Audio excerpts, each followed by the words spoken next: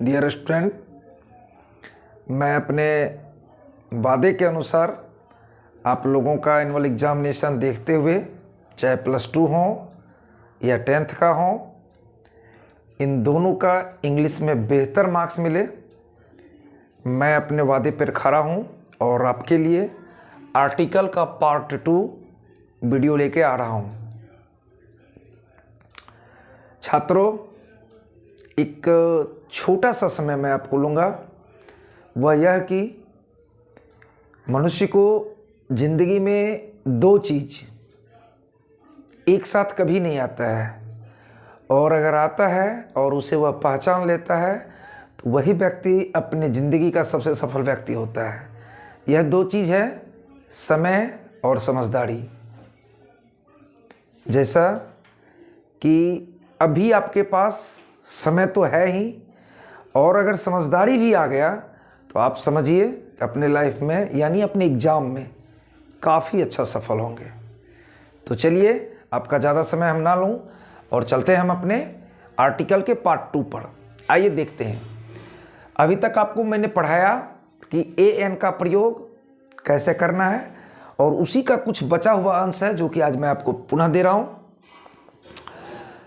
इसके लिए rule number 1 है कि ध्यान रहे कि कुछ परिस्थितियों में such, half, many, rather, what, quite के बाद ये सारे शब्द हैं, इनके बाद ए या एन का प्रयोग होता है, ये रूल कह रहा है।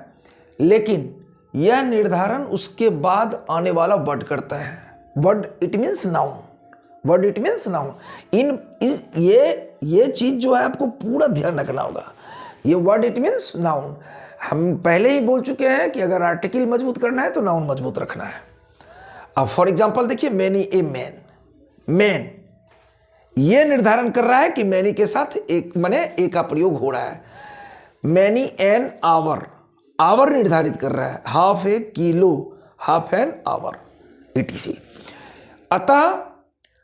अतः हमें इस बात का ध्यान रखना है कि अगर आर्टिकल बेहतर करना है तो हमें नाउन पूरा अच्छा से याद रखना है। आइए रूल नंबर 2 पर हम लोग ध्यान देते हैं। यदि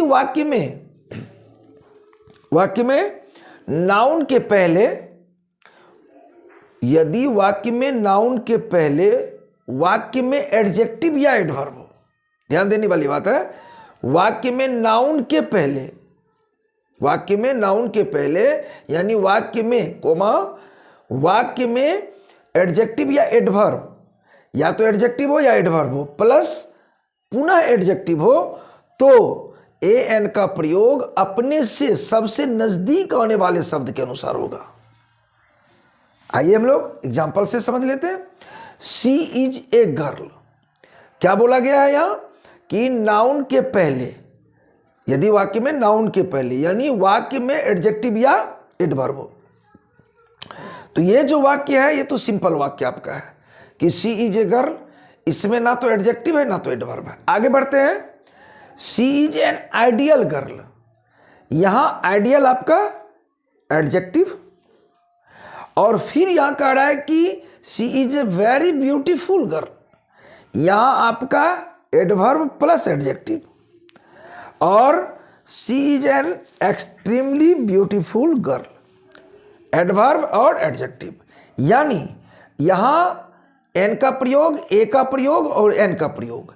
ये एन, ये ए, ये एन इस बात का सबूत है कि अगर नाउन के पहले, इट मीन्स वाक्य में एडजेक्टिव या एडवर्ब हो, एडजेक्टिव या एडवर्ब हो, तो एडजेक्टिव या एडवर्ब के बाद भी एडजेक्टिव हो तो ए और एन का प्रयोग सबसे नजदीक आने वाला शब्द। जैसे यहां देखिए, आइडियल के पहले और ये वेरी के पहले ए लगा, फिर यहां एक्सट्रीमली के पहले एन लगा, मतलब ये शब्द को आपको ध्यान में रखना है, और इधर काउंटेबल नाउन है। चलते हैं नेक्स्ट रूल की ओर। नाप, दर, नाप, तौल, गति सूचक शब्दों के पहले एन का प्रयोग हम करते हैं। गति सूचक शब्दों के पहले हम एन का प्रयोग करते हैं। जहां एन का अर्थ है या भाव होता है की दर से, की हिसाब से, या प्रत्येक, या प्रति, इट मीन्स अगर हम कोई दर मतलब कीमत, नाप मतलब वजन, तौल नाप तौल ये बोलचाल की भाषा है, ये भी वजन, और गति सूचक शब्द जिसे हमें यह पता चले कि मोशन, अगर ऐसे शब्द आ रहे हैं और इन शब्दों के पहले हमें एन का प्रयोग करना है तो फिर हमें यह देखना होगा कि उसका अर्थ या भाव क्या है। तो उसका अर्थ और भाव होगा दर से, हिसाब से, प्रत्येक या प्रति से। आइए देखते हैं कि राइस सेल्स 8 रुपीज एक किलो, 8 रुपीज एक किलो, यानी हमें यहां बताया जा रहा है कि चावल 8 रुपया किलो की दर से, चावल 8 रुपया किलो की दर से बेचा जाता है, यह बताया जा रहा है। फिर आगे देखिए, the train runs 60 kilometres an hour, यहां हमें गति सूचक शब्दों का प्रयोग किया जा रहा है कि ट्रेन जो है उसकी गति क्या है, तो वो 60 किलोमीटर प्रति घंटा है। फिर हम देखते हैं कि the medicine is to be taken 4 times a day, मतलब यहां बताया जा रहा है कि 4 बार। इन सारे एग्जाम्पल से यह साबित होता है कि अगर वाक्य में दर, नाप, तौल या गति सूचक शब्द हो तो उसके पहले हमें एन का प्रयोग करते हैं। हालांकि एक छोटा सा एग्जाम्पल के तौर पे आपको बताया जा रहा है कि हाफ केजी हम लोग बच्चों को भी बोलते हैं, खुद भी जब हम सामान लेने जाते हैं तो हम दुकानदार को भी बोलते हैं कि भाई हाफ केजी हमको चीनी दीजिए या जो भी, तो उस हाफ केजी को हम हाफ ए किलो भी लिख सकते हैं। इट मीन्स ए का प्रयोग यानी आर्टिकल का प्रयोग हो रहा है। अगर हम 1/4 की बात करते हैं, 1/4 की बात करते हैं, तो 1/4 या 1/4 भी हम लिख सकते हैं। कहने का अर्थ यह है कि हम ए एन का प्रयोग सिंपली वॉवेल साउंड और कॉन्सोनेंट साउंड पर जो बताया है वहां तक ही सीमित ना रहे, थोड़ा उससे ऊपर हटके आगे बढ़ के भी हमको सीखना है कि ए एन का प्रयोग इन अलग अलग परिस्थितियों में भी होता है। अब हम लोग रूल नंबर 4 की बात करेंगे इस पार्ट का। कहता है कि जब वर्ब का प्रयोग नाउन की तरह होता है, वर्ब का प्रयोग नाउन की तरह होता है, तब इसके पहले प्राय एन का प्रयोग होता है। इट मीन्स वर्ब भी नाउन का स्थान लेता है। कैसे, तो आइए देखते हैं। My father has gone for a walk, we know already, हम जानते हैं कि वॉक क्या है, वर्ब है, वॉक वर्ब है, हम जानते हैं इस बात को।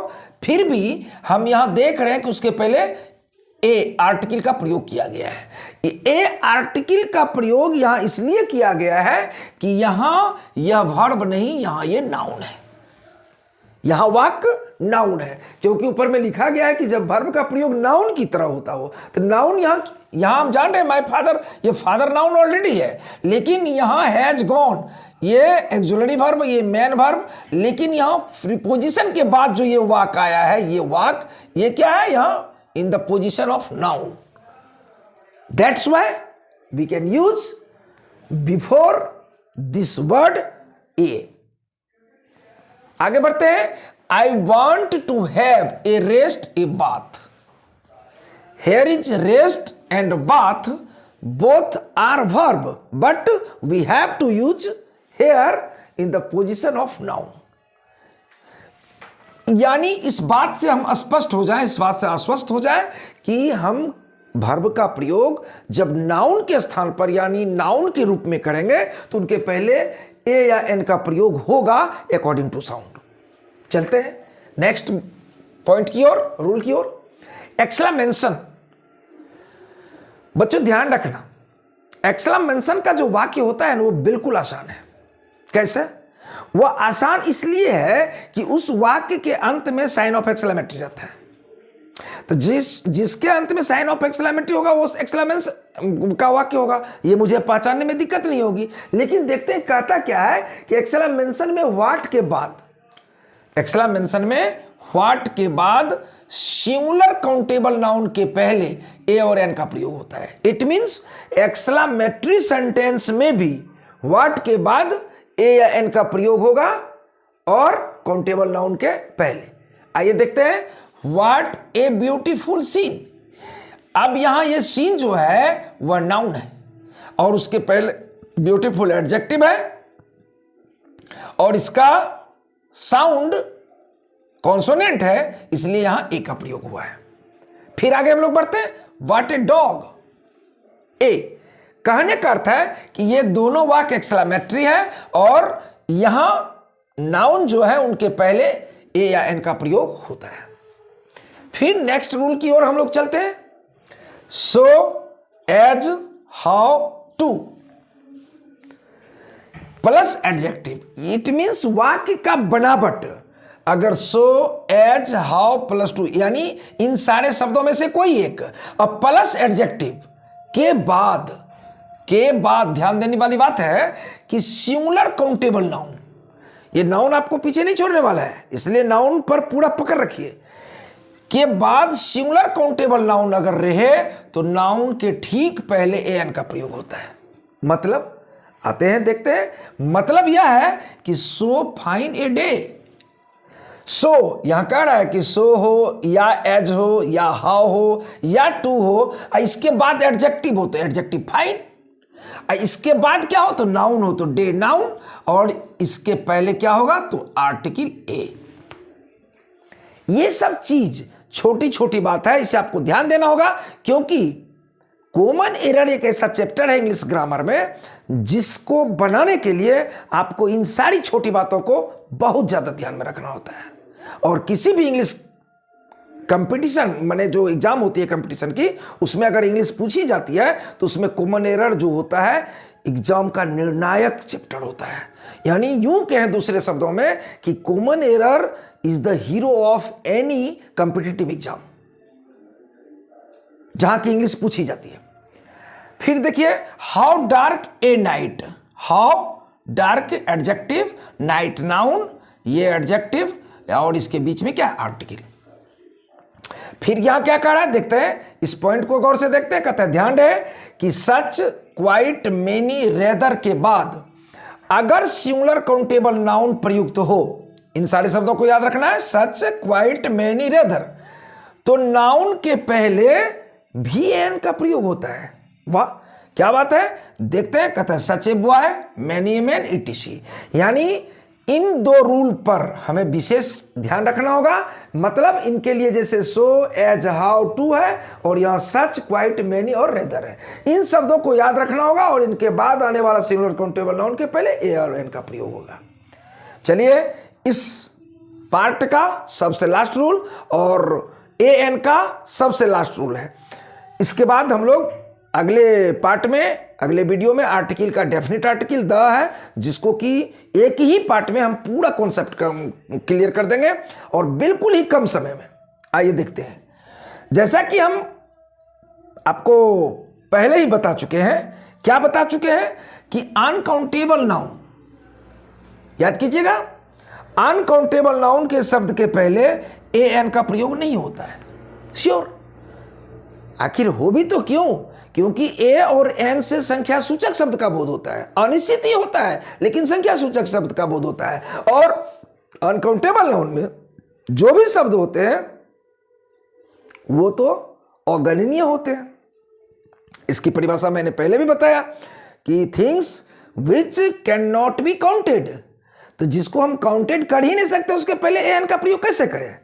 लेकिन यहां क्या कह रहा है उसको देखिए। लेकिन ध्यान है, क्या ध्यान रखने के लिए कह रहा है भाई कि इन शब्दों में से संख्या या मात्रा का बोध कराना हो तो, यानी अनकाउंटेबल नाउन के वर्ड से बहुत ही वीवीआई, गौर कीजिएगा जरा सा इस पर, चूंकि मैंने पहले ही आपको बोल दिया है कि अनकाउंटेबल नाउन, प्रोपर नाउन के शब्द के पहले ए ऑब्लिक एन का प्रयोग नहीं होता है, नहीं होता है। लेकिन आज मैं कह रहा हूं होता है, तो क्यों होता है जरा सा उसको देखिए।